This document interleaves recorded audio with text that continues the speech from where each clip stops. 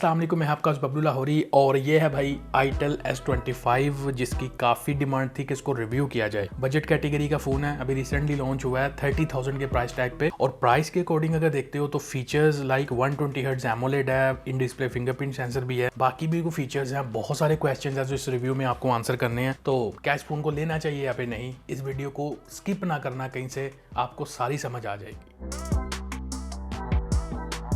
और भाई वीडियो अच्छी लगती है तो लाइक करना, शेयर करना कभी नहीं भूलना, और नए हो चैनल पे सब्सक्राइब नहीं किया हुआ तो कर लेना, फ्यूचर वीडियोस के नोटिफिकेशन आपको मिलते रहेंगे। डिज़ाइन वाइज काफ़ी क्लीन लुक लेके आता है ये फ़ोन, और बाकी हर बंदे की अपनी चॉइस है, इसको किसी को अच्छा लगेगा किसी को नहीं। कलर मुझे ब्लैक को इतना खास नहीं लगा इसमें, इसके जो दूसरी दो कलर ऑप्शंस हैं गोल्ड में, मिंट में, वो ज़्यादा अट्रैक्टिव लगते हैं। प्रोफाइल फ़ोन की पतली है, ज़्यादा मोटा नहीं है फ़ोन, वेट भी 185 ग्राम के आसपास है कहीं पे, तो होल्ड करते हुए बजट सेगमेंट में एक बैटर वाली फील है, मतलब वहाँ पे कोई रोले नहीं है। Build quality by the way plastic है इस फोन की, बैक से साइड फ्रेम इसका, और ब्रांड अपने लॉन्च इवेंट पे एज यूजुअल अखरोटों से पंगा लेना वो रवायत बनी हुई है, तो सही वाला बंदा आ गया अखरोट तोड़ने के लिए। फिर क्या होना था, अखरोट टूटा फोन भी टूटा, मतलब मोए मोए होगी इनकी। तो ड्यूरेबिलिटी में कोई सरप्राइजेज नहीं है, आपने इस चक्कर में नहीं पड़ना। उसके अलावा ऑडियो जैक है नीचे वाली साइड पे, सिम ट्रे है, ट्रिपल कार्ड स्लॉट है, 2 सिम के साथ माइक्रो SD कार्ड भी लग जाता है। बैक साइड पे आयर ब्लास्टर भी है। मेन सेंसर के जो नीचे वाला सेंसर है ना, ये रिमोट कंट्रोल डिवाइसेस के लिए यूज हो सकता है बाय द वे। पोजीशन थोड़ी ऑकवर्ड है इसकी, IP54 की रेटिंग भी रखी है, कोई डस्ट एंड वाटर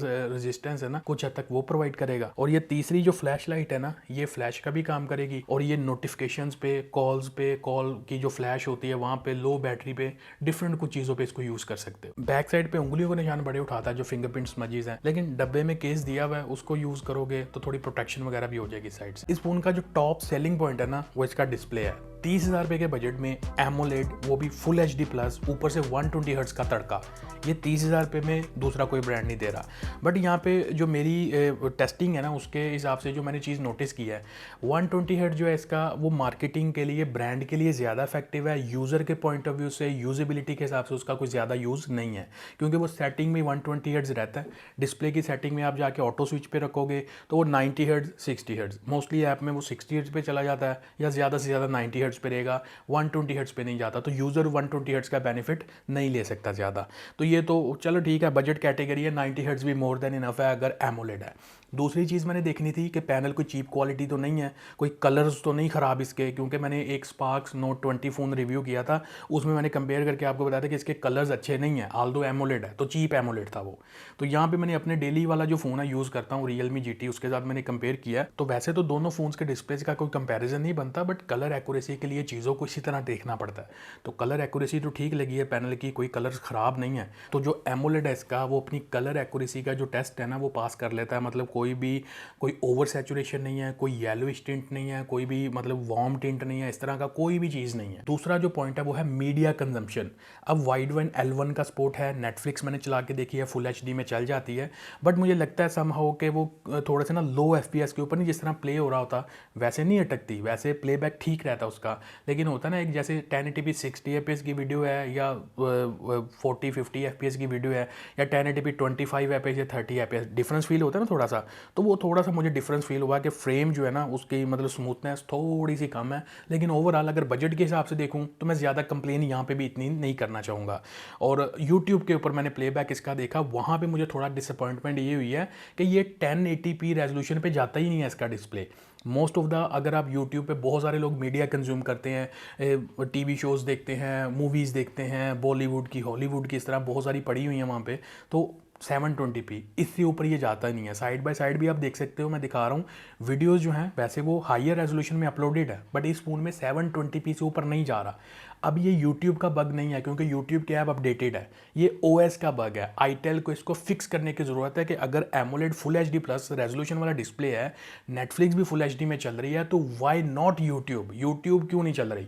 तो ये जो बग है ये OS अपडेट के जरिए फिक्स किया जा सकता है, बिकॉज 720p में वो चस तो नहीं आती ना जो एक 1080p रेजोल्यूशन की वीडियो दे रही होती है प्लेबैक में। बाकी स्पीकर क्वालिटी इस फोन में सिंगल स्पीकर है, बजट के हिसाब से मैं ज़्यादा कंप्लेन नहीं करना चाहूँगा, लेकिन इस कैटेगरी में आपको स्टीरियो स्पीकर्स भी मिलते हैं, कुछ बजट कैटेगरी के फ़ोन दे रहा है लेकिन वो किसी और जगह पे कंप्रोमाइज़ करवा देता है, तो कंप्रोमाइज़ होता ही थोड़ा बहुत। सिंगल स्पीकर का जो साउंड है, सिंगल स्पीकर के हिसाब से उसकी जो लाउडनेस और क्वालिटी है वो बिल्कुल ठीक है प्राइस के हिसाब से। बाकी एमोलेड डिस्प्ले है तो इन डिस्प्ले फिंगरप्रिंट सेंसर भी दिया हुआ है जिसकी एक्यूरेसी तो ठीक है, बट उसकी समटाइम जो एनिमेशन है वो थोड़ा सा स्लो, थोड़ा स्लगिश फील होती है। अब मैंने अपना फिंगर इन रोल करने के बाद डिफरेंट दूसरे जो पर्सन है उनके फिंगर से भी ट्राई किया, ओपन नहीं होता है। ऐसा नहीं है कि किसी के भी फिंगर से ओपन होता, फिर एटलीस्ट मेरे वाला जो यूनिट है इसका मैं ये रिपोर्ट कर सकता हूँ कि एक्यूरेसी ठीक है। जो हैप्टिक्स हैं वो नॉर्मल वाइब्रेशन वाली है, नॉर्मल से स्लाइटली बेटर है, लेकिन नॉर्मल वाली इसको कंसिडर करना। देखो परफॉर्मेंस वाली साइड पे ये फोन लेके आता है, यूनिसोक का हार्डवेयर है, T620, एंतुतु स्कोर 3,30,000 है, day to day task handle कर लेगा। अगर फास्ट फोन को तेजी से यूज करने की कोशिश करोगे तो फोन आपको स्लो भी फील होगा, क्योंकि बजट कैटेगरी है, वही हीलियो G85 G88 लेवल की जो परफॉर्मेंस है ना वो है, स्लाइटली थोड़ा बहुत कहीं पे ऊपर होगी बट उसी के आसपास की है। और जो स्टोरेज के बारे में काफी लोग पूछ रहे थे कि eMMC है कि UFS स्टोरेज है, तो भाई इस फोन में UFS 2.2 का स्टोरेज लगा हुआ है, eMMC नहीं है। बट क्योंकि बजट कैटेगरी का फोन है, बजट चिपसेट लगा हुआ है, तो फोन की जो परफॉर्मेंस है ना वो फास्ट फील नहीं होती। तो हाँ थोड़ा बहुत स्लो है। अगर आपने ऊपर वाली कैटेगरी के फोन चलाए या बजट शॉर्टेज की वजह से इस पे शिफ्ट हो गए तो आपको स्लो फील होगा, लेकिन अगर आपने इसी कैटेगरी के फोन यूज किए हुए हैं 22, 25, 26 हजार रुपए की रेंज में, तो फिर इसकी परफॉर्मेंस आपको ठीक लगेगी। गेमिंग के लिए ये फोन नहीं बना हुआ, बट 40 FPS के ग्राफिक देता है ये फोन। उसके अलावा जायरो सॉफ्टवेयर वाला है, तो कैजुअल सी थोड़ी बहुत गेमिंग करवा देगा, लेकिन 40 FPS भी स्टेबल नहीं है और स्मूथ नहीं है इसका। तो ये चीजें भी अपने माइंड में क्लियर कर लेना। 6 GB जो रैम है इस फोन के अंदर, जो रैम मैनेजमेंट है ना वो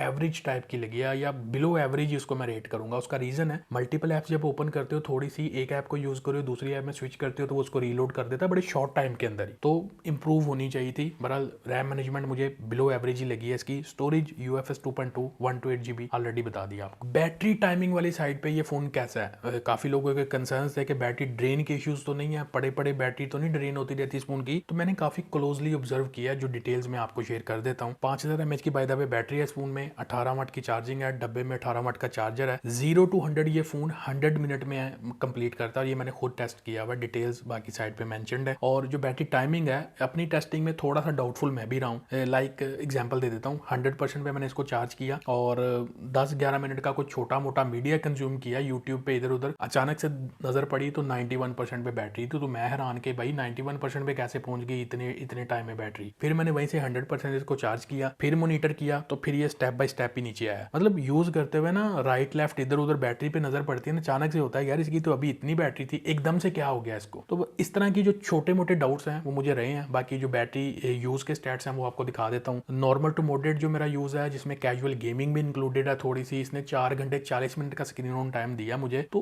कम लगा मुझे, मतलब बेहतर होना चाहिए था बैटरी के पॉइंट ऑफ व्यू से। और दूसरा जो यूज है मेरा वो थोड़ा सा मॉडरेट से थोड़ा नॉर्मल टाइप का यूज था, जिसमें कैजुअल गेमिंग बात थोड़ी सी की थी मैंने, उसमें ये 6 घंटे पे गया। आल्दो 5000 mAh की बैटरी, मतलब नया फोन हो ना, तो ये कम से कम 9-10 घंटे के आसपास जाना चाहिए स्क्रीन ऑन टाइम, लेकिन इसका मुझे कम लगा। तो बैटरी ऑप्टिमाइजेशन जो ना इस फोन की, वो 7 out of 10 ही मैं रेट करूंगा। तो यस, बैटरी उस हिसाब से वो टाइमिंग इतनी मजे की नहीं है कि जिस हिसाब से इसको देनी चाहिए कि नए फोन को, लेकिन बैटरी ऐसे नहीं है कि पड़े पड़े मतलब ड्रेन होती रहे स्पीड से, वो चक्कर नहीं है। बट हाँ, ओवरऑल बैटरी टाइमिंग इंप्रूव हो सकती है। और इसके अलावा मुझे कुछ दोस्त पूछ रहे थे कि बाईपास चार्जिंग का ऑप्शन है इस फोन में, तो यस, इस फोन में बाईपास चार्जिंग का ऑप्शन मिल जाता है। बाकी स्टिल जो अभी सिचुएशन है नॉर्मल टू मॉडरेट यूज में ना, एक दिन ये फोन आपको आराम से बैटरी टाइमिंग प्रोवाइड कर देगा, क्योंकि अगर बैटरी ऑप्टिमाइजेशन के जो इश्यूज मैंने नोटिस करवाए हैं आपको, अगर ये ना होते तो ये 1.5 दिन तक, 1.25-2 दिन तक जाना चाहिए था, जो ये फोन नहीं जा रहा। बाकी इस फोन के जहाँ तक कैमराज हैं, ऑब्वियसली बजट कैटेगरी है, तो यहाँ पे बंदा एक्सपेक्ट यही करता है कि बिल्कुल लो क्वालिटी की कोई फोटोज वगैरह या वीडियोस मिल जाएंगी। तो फोटोज इसमें सरप्राइजिंगली काफी डिसेंट इसने क्लिक करके दी है डे टाइम के ऊपर, और स्किन टोन्स भी ठीक हैं, फोटोज में डिटेल्स भी अच्छी हैं। और ऑब्वियसली थोड़ा सा फोगी टाइप का वेदर था तो डायनामिक रेंज इतनी टेस्ट नहीं होती, लेकिन हाँ, फोटो को क्लिक देख के ना इसकी जो प्रोसेसिंग के बाद चीजों को हैंडल करता है, पता चल जाता है। फोटोज काफी डिसेंट ले लेता है ये अपने बैक साइड के 50 मेगापिक्सल के सेंसर से, और फ्रंट पे जो है 32 मेगापिक्सल की सेल्फी है, अगेन वो भी काफी डिसेंट सी फोटोज अच्छी लाइटिंग कंडीशन में प्रोवाइड कर देता है सेल्फी कैमरा भी। और इसमें पोर्ट्रेट जो है बैक फ्रंट दोनों साइड से काफी डिसेंट से आ जाते जाते हैं, एज डिटेक्शन भी ठीक है, बैक से 2x पोर्ट्रेट का भी ऑप्शन है, तो ऑब्वियसली थोड़ी सी डिटेल सॉफ्ट होती हैं लेकिन यूजेबल है फोटोज। बाकी वीडियोग्राफी का कुछ ना पूछो, क्योंकि बैक और फ्रंट दोनों साइड पे 2 के रेजोल्यूशन का ऑप्शन तो है, बट कोई भी स्टेबलाइजेशन नहीं है, इवन EIS का भी ऑप्शन नहीं है। तो डिटेल्स तो ठीक है वीडियो के अंदर, लेकिन दुनिया बड़ी हिल हुल रही है, इधर उधर स्टेबलाइजेशन किसी टाइप की नहीं है। तो वीडियोग्राफी वही जो बजट कैटेगरी के फोन्स में जिस टाइप की होती है उसी टाइप की है। फोटोज एक्सपेक्टेशन से थोड़ी सी डिसेंट लगी है। सॉफ्टवेयर वाली साइड पे ये phone Android 14 out of the box लेके आता है, और मैंने कुछ देखी थी अनबॉक्सिंग वीडियोस, उसमें 2 ईयर्स की मेजर जो एंड्रॉइड अपडेट है ना वो डब्बे के ऊपर मेंशन की हुई थी, बट ये जो रिटेल यूनिट है ना इस पे इन्होंने 2 को रिमूव कर दिया। तो सिंपल वाला OS अपडेट लिखा हुआ है, तो मतलब ये है कि कोई झोल है इधर उधर, और एक अपडेट जो भी है ना आप एनीवे वो अपने माइंड में रखो कि एटलीस्ट एक अपडेट इनको एंड्रॉइड की मेजर आ जाएगी। बाकी UI एक्सपीरियंस वही है, टेक्नो, इन्फिनिक्स और ये जो आईटेल है इनका पेरेंट ब्रांड एक ही है, अबू ब्रांड जो ट्रांशन होल्डिंग है, तो एक ही टाइप का एक्सपीरियंस, एक ही टाइप का ब्लॉटवेयर है। तो जैसा एक्सपीरियंस इन्फिनिक्स टेक्नो में मिलता है उसी टाइप का एक्सपीरियंस इसके अंदर, फीचर्स काफी मिल जाते हैं बट ब्लॉटवेयर काफी है, तो इधर उधर की जो चीजें हैं ना वो आपको देखनी पड़ेगी। कुछ कनेक्टिविटी साइड पे आते हैं तो कॉल क्वालिटी ठीक है फोन की, हाल तो कोई नॉइस कैंसलेशन माइक नहीं दिया हुआ सेकेंडरी वाला, लेकिन ओवरऑल मैं ठीक ही रेट करूंगा एक बजट कैटेगरी के फोन के पॉइंट ऑफ व्यू से। उसके अलावा 4G प्लस का जो सपोर्ट है, 4G प्लस नहीं है 4.5G है, मतलब 4.5G जो होता है ना ये बेसिकली जो सिंपल वाला 4G है उससे कंपैरेटिवली इंप्रूव्ड आपको परफॉर्मेंस देता है, और काइंड ऑफ 4G प्लस ही आप इसको कह सकते हो, उसके आसपास ही है कहीं पे। और उसके अलावा जो कॉलर रिकॉर्डिंग है चुपके वाली मिल जाती है इस फोन के अंदर, VoLTE का जो सपोर्ट है वो भी आपको मिल जाता है, वो वाईफाई का जो सपोर्ट है वो भी इस फोन के अंदर अवेलेबल है, NFC का भी जो सपोर्ट है वो भी इस फोन में अवेलेबल है। तो देखो जो मेरे फाइनल थॉट्स हैं आईटेल S25 के बारे में, 30,000 रुपये के बजट में ऑन पेपर अच्छे स्पेसिफिकेशन लेके आता है। जो छोटे मोटे मैंने इधर उधर चीज़ें नोटिस करवाई हैं, लाइक थोड़ा सा बैटरी ऑप्टिमाइजेशन बेटर हो सकती थी इसकी, क्योंकि बैटरी वो बैकअप नहीं दे पा रही जो एक रिक्वायर होता है 5000 mAh की बैटरी से, लेकिन फिर भी एक दिन तो निकल जाता है बड़े आराम से। उसके अलावा जो यूट्यूब का बग है, क्योंकि मोस्टली जो यूज़र है वो मीडिया यूट्यूब पे कंज्यूम करता है, तो वहाँ पे 720p से ऊपर जा ही नहीं रहा। अगर यूज़र कोई वीडियो देख रहा है तो नीचे फीडबैक अपना वीडियो के कमेंट्स में दे देना मुझे कि आपके फ़ोन में जा रहा है रेजोल्यूशन 1080p पे कि नहीं जा रहा।